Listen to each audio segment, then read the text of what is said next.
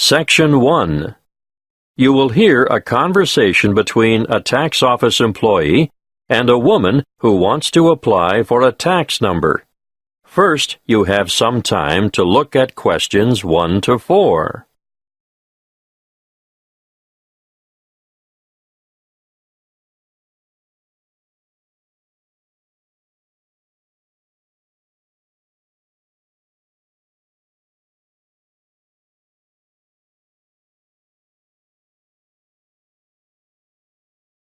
You will see that there is an example that has been done for you. On this occasion, only the conversation relating to this will be played first. Good morning, tax office. How can I help you? I'd like to apply for a tax file number. Are you a citizen? No, but I'm told I still need a number. So what is your residency status? Are you a permanent migrant? Or perhaps a temporary visitor? Oh, I'm a permanent migrant. The applicant is a permanent migrant, so the letter C has been circled. Now we shall begin. You should answer the questions as you listen, because you will not hear the recording a second time. Listen carefully and answer questions 1 to 4. Good morning, tax office. How can I help you? I'd like to apply for a tax file number. Are you a citizen? No, but I'm told I still need a number. So what is your residency status? Are you a permanent migrant? Or perhaps a temporary visitor? Oh, I'm a permanent migrant. And you need a TFN? A what? A TFN. It stands for tax file number. Yes, what is that exactly? It's a unique number we issue to individuals and organizations to help administer tax collection and other government systems. Why do I need one? In actual fact, you don't. What do you mean? It's not compulsory, you know. But I should get one? Well, it's a good idea. Otherwise, you'll have more tax withheld from your wages or salary. In fact, you won't be eligible to participate in the PAYE, that's pay-as-you-earn system, and you couldn't apply for income support or other benefits. You wouldn't have to pay the Medicare levy, but then you wouldn't be entitled to claim Medicare benefits either. I'd better have one then. Okay. So you're currently living in this country, right? Yes. What kind of visa do you have? A working visa? Well, I did have one because after my student visa expired, I went back home and worked for a year before applying for a job here. The job turned out to be permanent and full-time, and my employers wanted me to settle here. So now I have a permanent migrant visa. Now, once you have a file number, you never need to reapply. Even if your circumstances change, for example, if you get married or decide to take an English name, they'll even use the same one when you retire and apply for a government pension. I see. Have you ever had a TFN before? No. Right. Let's get on with the application process now. Before you hear the rest of the conversation, you have some time to look at questions 5 to 10.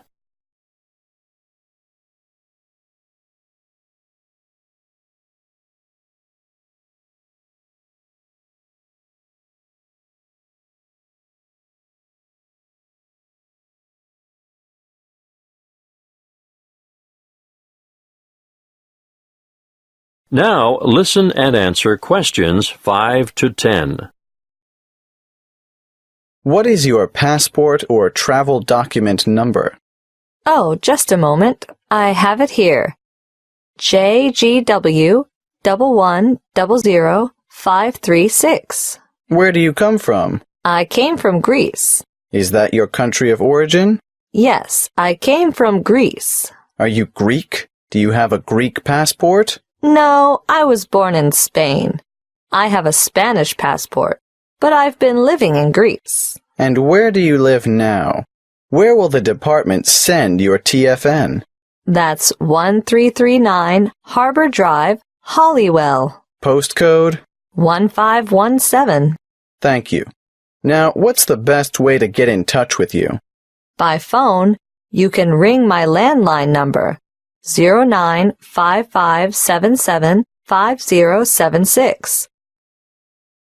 I'm sorry, I haven't got a cell phone at the moment. I see. Can you give me the details of someone else we could contact if we can't get you during office hours?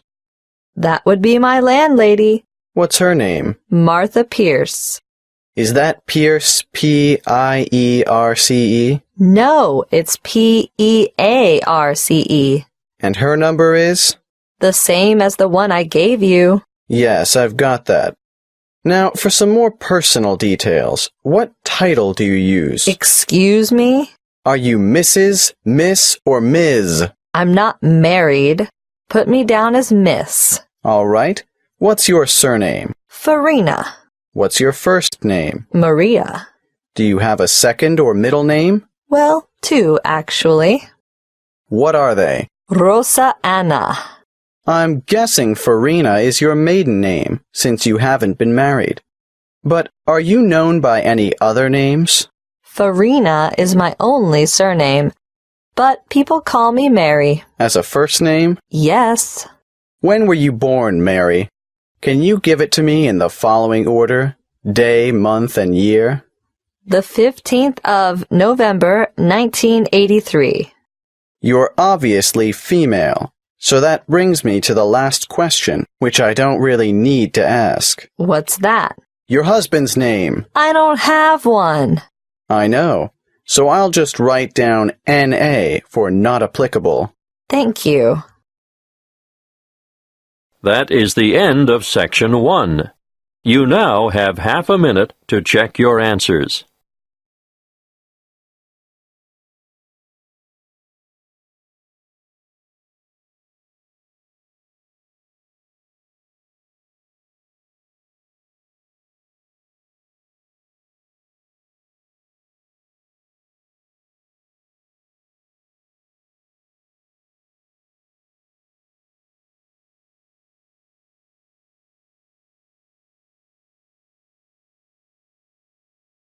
Now turn to Section 2. Section 2. You will hear a talk about keeping children safe on the Internet. First, you have some time to look at questions 11 to 16.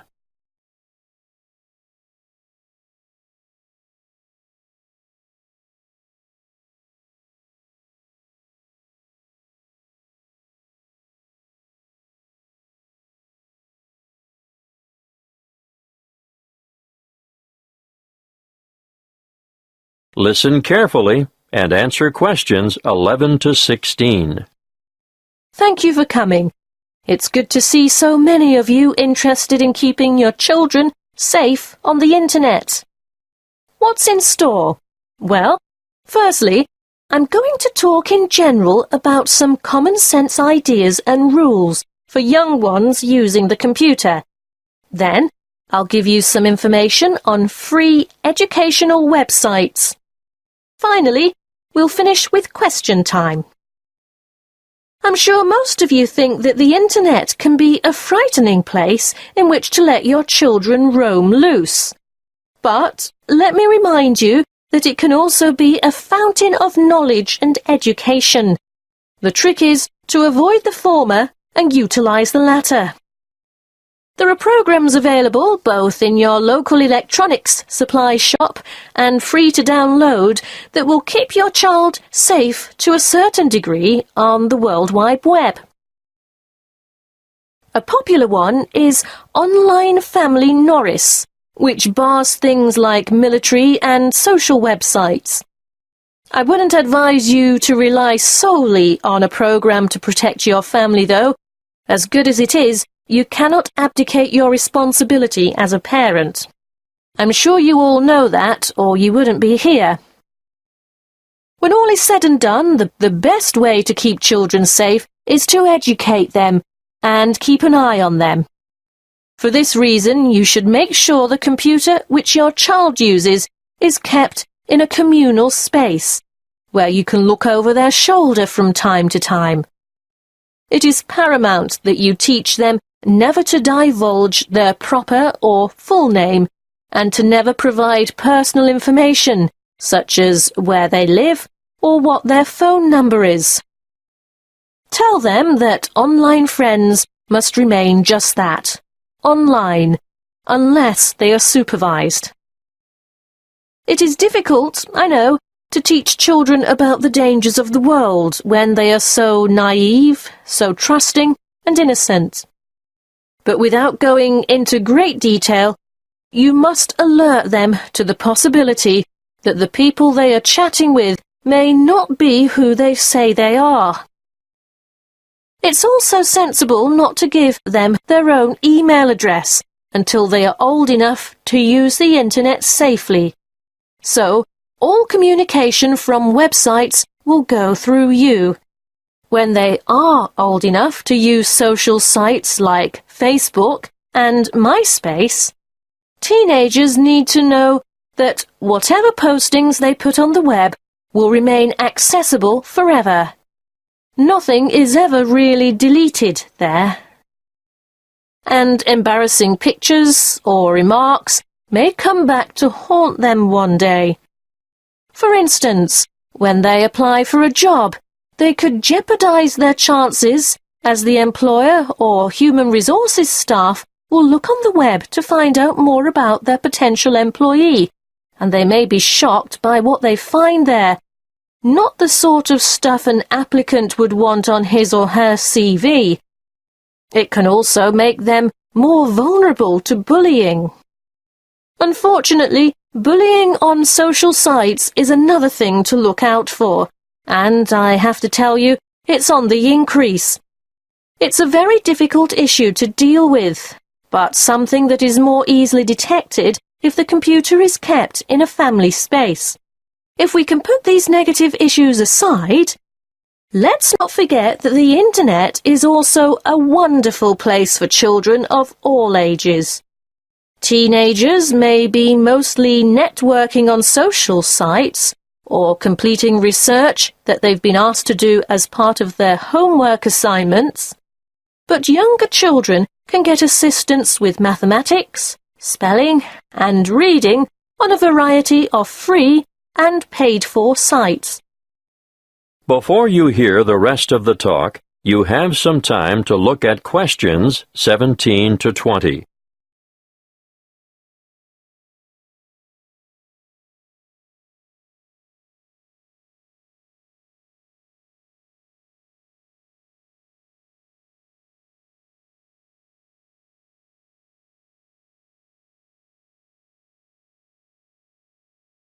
Now listen and answer questions 17 to 20. A good way for children to learn and have fun at the same time is the website mathtutor.com. They can practice mathematics on this site, no matter what their level, while they compete against other children from all over the world.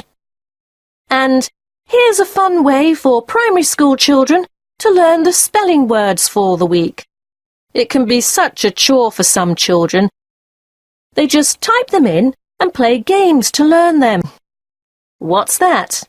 The website? Oh, sorry. Yes, you'll need to go to spellcity.com for that. The one I'm going to tell you about now is one of the most practical sites that's popular with people of all ages. Children, or parents for that matter, can learn to touch type as they sing along with songs.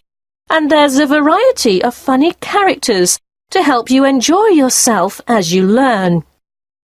In this day and age, typing is essential. Everyone should be able to type fast and accurately. So, go to beeb.co/typing and try it out. Don't just leave it up to the kids. Here's a site that parents can use to download worksheets to extend their children by giving them further practice. It's called coolresources.com, and I can really recommend it, particularly for middle school students. Now, are there any questions? That is the end of Section 2. You now have half a minute to check your answers.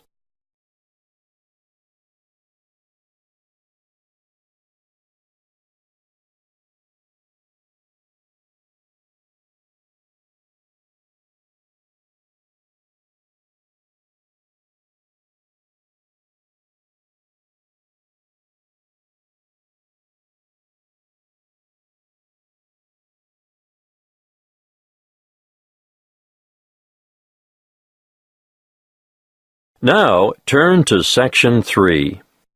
Section 3. You will hear a conversation between two students in the Education Department who are discussing their first assignment. First, you have some time to look at questions 21 to 28.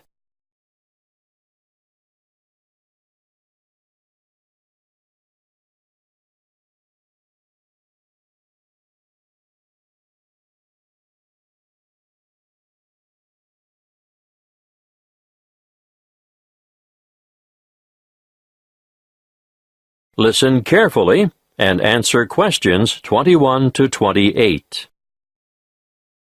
Hey, Ted, what are we going to do about this assignment?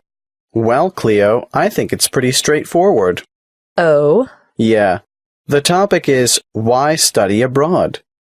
I suggest we do a survey of international students, collate the responses, make a graph, and exhibit our findings in the form of a poster. Wow, you have given this some thought, haven't you? Of course. This is only the first assignment. There will be a lot more to come. So let's get this one out of the way quickly. Well, how do we do the survey? I think we need to find a good selection of foreign students. So, how about we go over to the English language school at lunchtime and talk to some of the students there? That's not a bad idea. But we shouldn't limit ourselves to that department. Why not? Well, think about it. They'll all give the same reason, to learn English. Of course, you're right. Well, one of us could cover the language school, and the other could go around the business school. Yes, I know there are a lot of internationals there, too.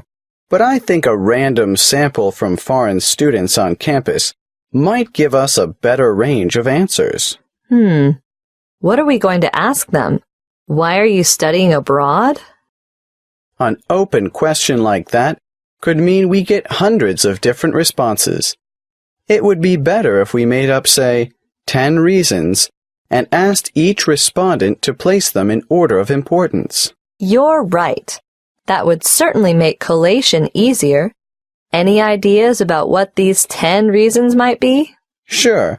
I've got enough foreign friends to know quite a lot about what motivates them. Okay. Number 1 is... I think that's obvious. How about study abroad is the best way to learn a language? And number 2 is obvious as well. I know. Study abroad gives you the chance to travel. What's third? It's either culture or friendship. Okay, let's go for culture. Study abroad gives you first-hand experience of a different culture. Not just that, but it gives you new experiences as well. Not all of them are good, but it's meeting those challenges and adapting to new situations and solving problems and so on. Let's make that a separate reason. How about study abroad, will compel you to develop new skills? Sounds good. Then study abroad promotes international friendship. What are we up to now? Wait, that was number 5. Do you think learning about yourself is the same as developing new skills? No, I think it's quite different. Probably more closely related to culture. You really mean embracing new concepts and perceptions, don't you? Yes, and reconsidering one's own beliefs and values, or at least seeing them through new eyes. We could make the next one and call it something like, Study abroad provides the opportunity to learn about yourself. We ought to throw in a few about study and work, because I'm sure that rates highly with many foreign students. Of course. Study abroad gives you the opportunity to expand your academic, Academic what? Let's simplify it. Make it the opportunity to study different subjects. Yes, good. It can also enhance the value of your degree. How's that? Well, I think you can take courses you would never have had the opportunity to take on your home campus, and employers will know also that your language skills have been given quite a boost. Isn't that the same as number 7? No, I think it's a separate issue. All right, keep it. Now, I think this next one is more important. Shall I change the order? No need. The students are going to rank them according to their views. So what is it? Study abroad enhances employment opportunities. Ugh, why didn't I think of that? Anyway, there's one even more obvious than that. Let me guess. Study abroad broadens your mind? Exactly. Okay. Now we have 10. Let's print off 100 questionnaires and go and do the survey. Before you hear the rest of the conversation, you have some time to look at questions 29 to 30.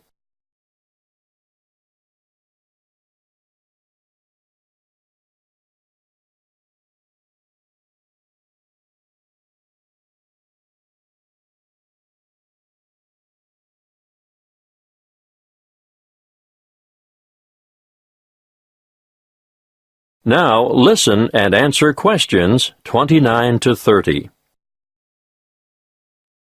Did you hear about the National Geographic Survey of American students between the ages of 18 and 24? Yes. It sounds as if they could benefit from study abroad. Did you know that only 1% of U.S. students currently study abroad? Anyway, back to that National Geographic Survey. It was carried out internationally, and it was Sweden that came out on top. It's really amazing, isn't it? When given a map of the world, only 13% of American students were able to find Iraq, and the same for Iran. I know. And not surprisingly, I suppose, Afghanistan didn't fare much better. 83% couldn't locate it on the map. There must be something about that region. 76% couldn't identify Saudi Arabia either. But Asia didn't come off much better. Over half the students couldn't find Japan on the map. But do you know what's really incredible? Yes, I do. 11% of them couldn't even find their own country. It's no wonder the USA scored near the bottom, only 2 points above Mexico, which was ranked last. That is the end of Section 3. You now have half a minute to check your answers.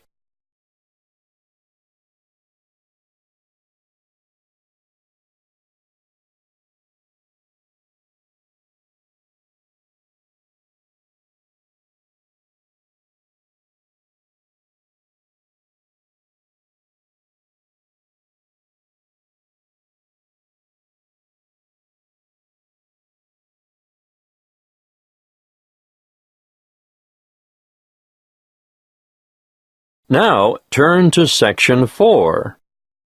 Section 4. You will hear a talk given by a lecturer in the Art History Department.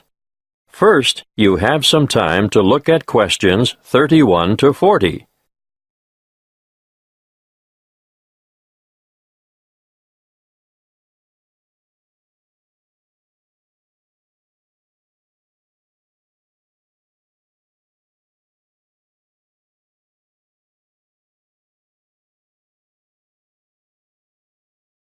Listen carefully and answer questions 31 to 40. In this lecture today, I'm going to introduce you to an American painter, Charles Willson Peale. You may be familiar with his portraits, but did you know that he never even saw a painting till he was a grown man? He was born in Maryland in 1741. His father died when he was 9, and the family struggled financially for the next few years, and Charles became a saddle maker's apprentice. One day, he went to Norfolk for supplies, and there he saw paintings for the first time. He thought they were so bad that he felt sure he could do better, so he decided to make painting his career. In 1766, he went to London to study painting with Benjamin West. Whilst there, he painted this portrait in 1768. See Slide 1, Pitt as a Roman senator. Notice how elaborately symbolical this portrait is. The symbolism arises, of course, from Pitt's famous speech to the British Parliament, where he draws an analogy between the ancient Roman Senate's view of a barbaric Britain and the prevailing European view of the time of a barbaric African continent fueling the slavery trade. Perhaps you didn't know that the Romans used Britons as slaves. But I digress. Back to Peale. He returned to America and in 1772 painted the first ever portrait of George Washington. See Slide 2. In 1773, he painted a group portrait of himself, his wife, mother, brothers, sister, his old nurse, and an unidentified baby. Just look at the slide. This painting is simply called the Peale family. And you can almost feel the exuberance of the family and their warmth towards one another.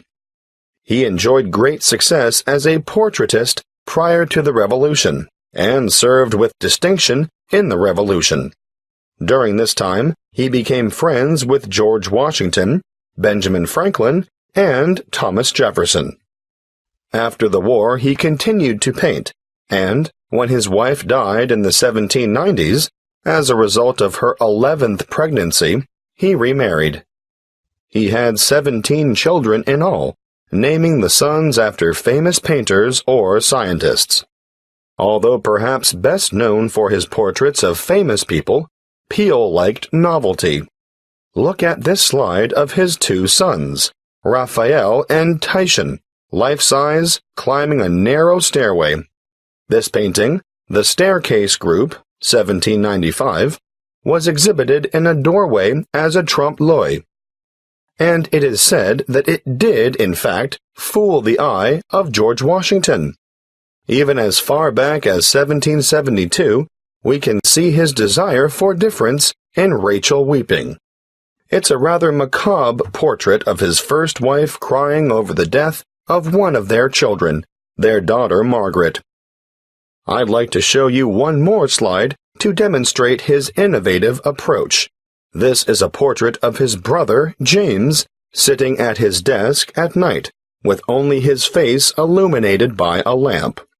This was painted much later than the others, in 1822. You know, Peale believed anyone could learn to paint, and he taught painting to his brothers, sisters, sons, daughters, nephews, nieces, and other relatives. 4 of his sons, Titian, Rubens, Rembrandt, and Raphael, became painters, as did his brother James. Before I finish, I'd like to tell you a bit more about Peale. He was active in politics for several years, and throughout his life, he maintained a lively interest in many branches of science. He was also an inventor who gained patents for a fireplace, porcelain false teeth, and a new kind of wooden bridge. He collaborated with Thomas Jefferson on what was known as the polygraph, a kind of portable writing desk. But it wasn't any ordinary desk. This one could make several copies of a manuscript at once. He also wrote papers on a wide variety of subjects, from hygiene to engineering. Oh, and he also tried his hand at inventing a fairly primitive but innovative motion picture technique, new types of eyeglasses, and a velocipede, which is a precursor to the bicycle. Now, some of the original velocipedes had pedals and some didn't. You sort of scooted along on them using your feet, Unfortunately, I can't remember which type it was that Peale worked on. He's also remembered for his work as a naturalist. He established the first scientific museum in America, and he even invented his own system of taxidermy. For those of you who aren't sure what taxidermy is, it's the art of preparing, stuffing, and presenting dead animals so that they appear lifelike. He was also well ahead of his time in that he placed his animals in a simulated natural environment. His most magnificent exhibit, however, was the complete skeleton of an extinct mammal known as a mastodon, which he helped excavate. The event was memorialized in his extraordinary painting, The Exhuming of the Mastodon.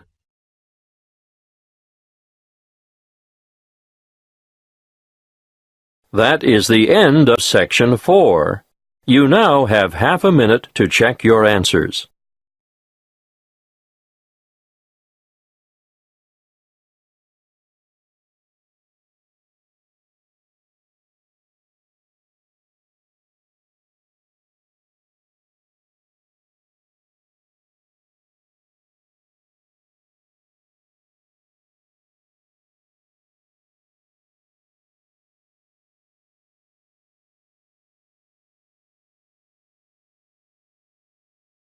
That is the end of the listening test. You now have 10 minutes to transfer your answers to the listening answer sheet.